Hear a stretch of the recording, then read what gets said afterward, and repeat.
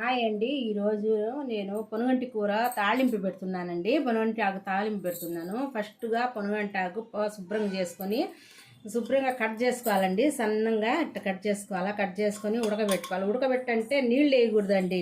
ఆవిరితోనే ఉడకాలండి. ఇది ఆవిరితోనే ఉడకాల. తర్వాత వచ్చి కందిపప్పు కూడా ఉడకబెట్టుకోవాలండి. తాళింపు పెట్టే విధానం చూపిస్తానండి. స్టవ్ వెలిగించి బాండిలు పెట్టానండి. నూనె పోస్తున్నానండి. మరింత నూనె పోయకూడదండి. దీనికి కొంచెం మట్టంగా నూనె పోస్తున్నానండి.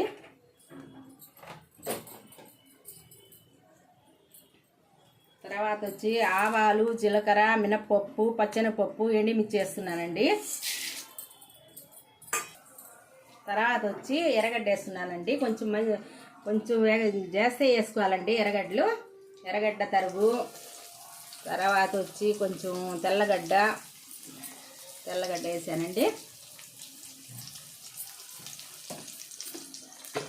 కరివేపాకు కూడా వేస్తున్నానండి.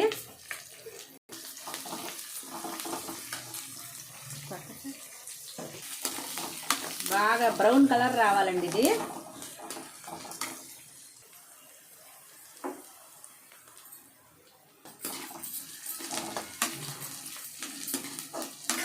వేగిపోయింది చూడండి. ఆకుకూర వేసుకోవాలండి. పొనుగంటి ఆకు వేసుకోవాలా. పప్పులు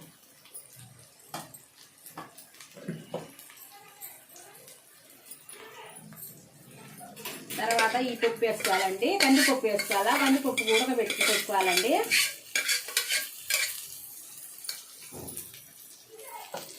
బాగా వేగాలండి.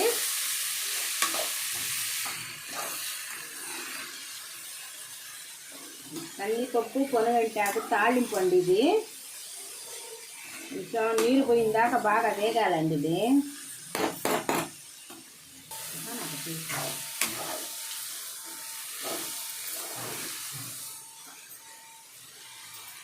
వేగిందండి తాళింపు.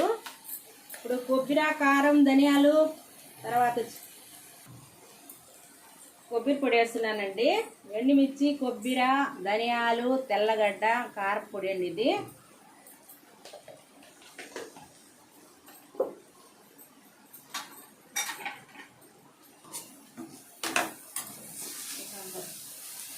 బాగా వేగాలండి.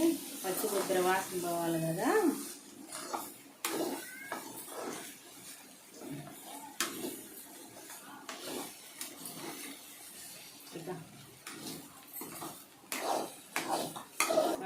చూడండి అయిపోయింది.